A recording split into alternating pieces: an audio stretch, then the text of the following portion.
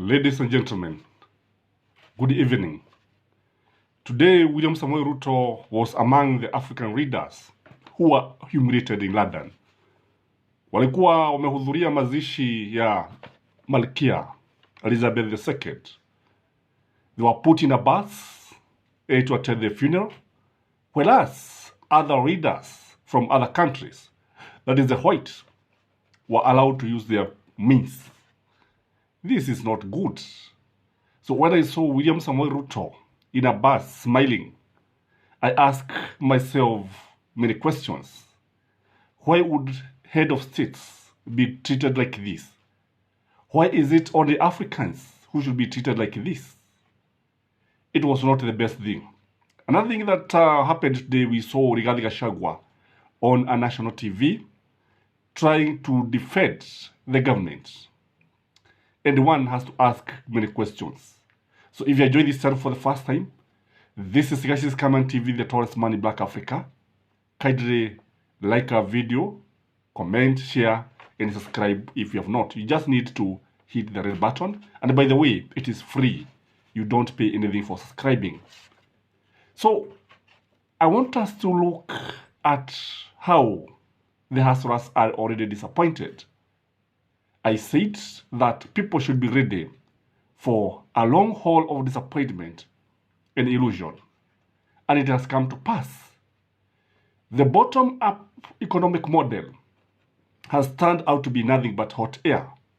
Kwamba ni mfumo wa kiuchumi ambao ulikuwa unatokea tu mawazoni mwa wanasiasa wakipiga kura. Ukweli ni kwamba the bottom-up economic model cannot work in Kenya. The Hustlers' expectation was that Ruto would splash money to the poor. They expected that he would take money from the rich and give the poor. Ni jambo ambalo lilileta hali baya sana katika, na kukawa na mivutano kati ya matabaka ya walionavyo na wasionavyo. The haves and the haves not. The expectations were high.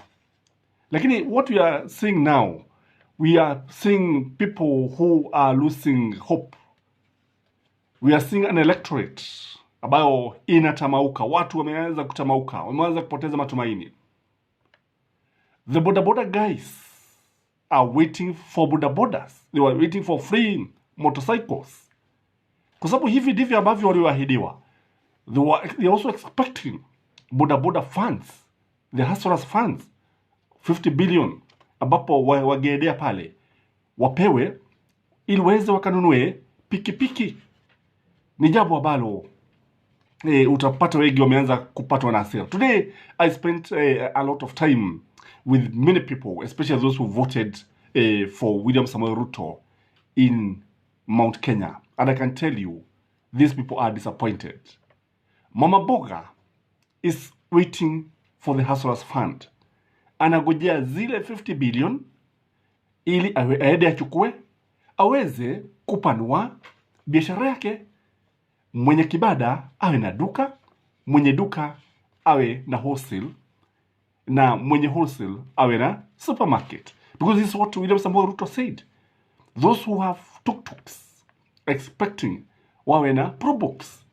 So kile ambacho kinatokea ni kwamba watu wameanza kuona ukweli. In fact, one hustler shocked me. Namuita mwana hustler kwa sababu ndivyo ambavyo anajiita. He told me that they're expecting William Samoei Ruto to name as Hustlers cabinet secretary and to create a ministry for the Hustlers. And I told him, if he does this, I think it will remain a pipe dream according to me, because it was possible. He's not going to do this. Kile ambacho kipo ni kwamba Mama Boga ambaye anaona vile ambavyo uga unapada is a disappointed person. Kwa sababu ndio ni Mama Boga anauza boga, lakini anahitaji uga ili kwenda kupika chakula. But where do you get the money?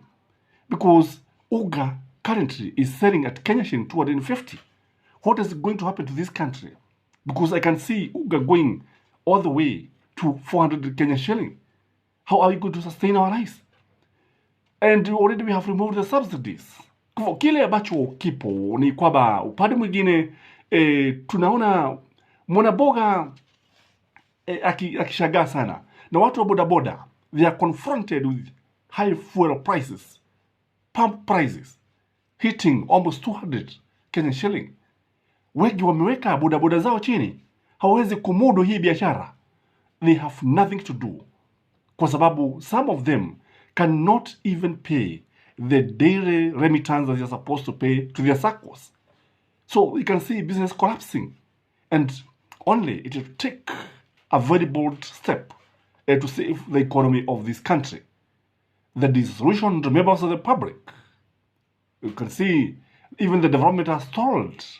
Sijui kama ukapo karibu na kwenu unaona mahali ambapo barabara zinakarabatiwa. Sababu naona miradi yote ambayo ilikuwa inaendelea wakati wa enzi ya uhuru ni kama imesimama sasa, kwa sababu ya kisiasa.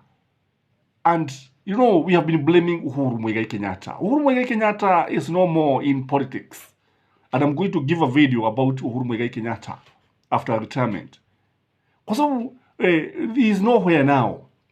And I think when I look at the blaming of Uhuru Muigai Kenyatta, I would call it as a lost cause. Kwa sababu ukiangalia vile ambavyo Gachagua alikuwa anasema, utaona kwamba for sure he has started defending the government. It is too early to start bringing excuses. Excuses will not be accepted. Kenyans want results. Wanataka kuona matokeo. They don't want stories. Kwa sababu watu walichagua, na Uhuru Muigai Kenyatta aliwaambia kwamba yeye amemaliza kazi yake, akanawa mikono baada ya uchaguzi, na we cannot blame him. We cannot blame him. He is not in government now. The person who is in charge is William Samoei Ruto and Rigathi Gachagua. Na ndio watu ambao wanafaa kuulizwa maswali na tunatarajia majibu. Surprisingly, they are not even in a hurry to form the cabinet, as you can see, kwa sababu ya siasa, mizozo, mitafaruku, wakizozania viti. So what are we going to do? Kwa sababu kile ambacho tunaona ni kwamba Ruto's plan to reveal ati wale watu ambao walikuwa wameiba, wale watu walikuwa wanaiba wakati wa Uhuru, ati they are going to reveal these names.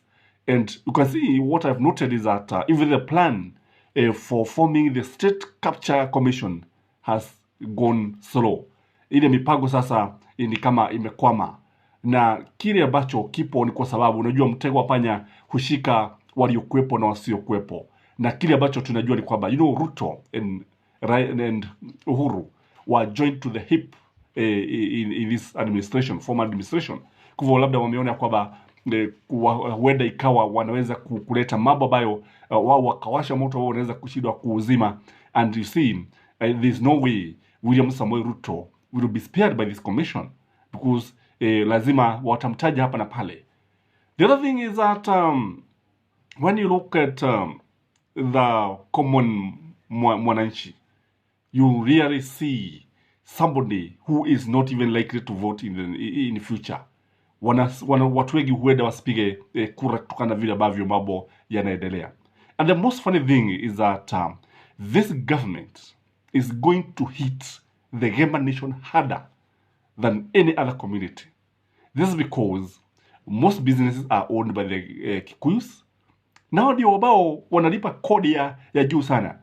And I'm telling you, even Azimio supporters, wale watu ambao wanauga mkono wa Azimio, they will not suffer like those who voted for Kenya Kwanza. Because you see, those who voted for Kenya Kwanza will suffer mentally, physically and psychologically. Lakini ukiangalia wale waliopigia kura Azimio, unajua sasa they are not expecting much from Kenya Kwanza, kwa sababu tayari walikuwa wanapiga mikakati na sera za Kenya Kwanza. So they will not be disappointed psychologically, and the expectations are not high. In fact, wanaazimio hawatarajii makubwa kutoka kwa Kenya Kwanza. But the expectations of Kenya Kwanza supporters are very, very high and unrealistic. The Husslers will cry, I tell you. The Husslers will be very much angry. The Husslers will be betrayed.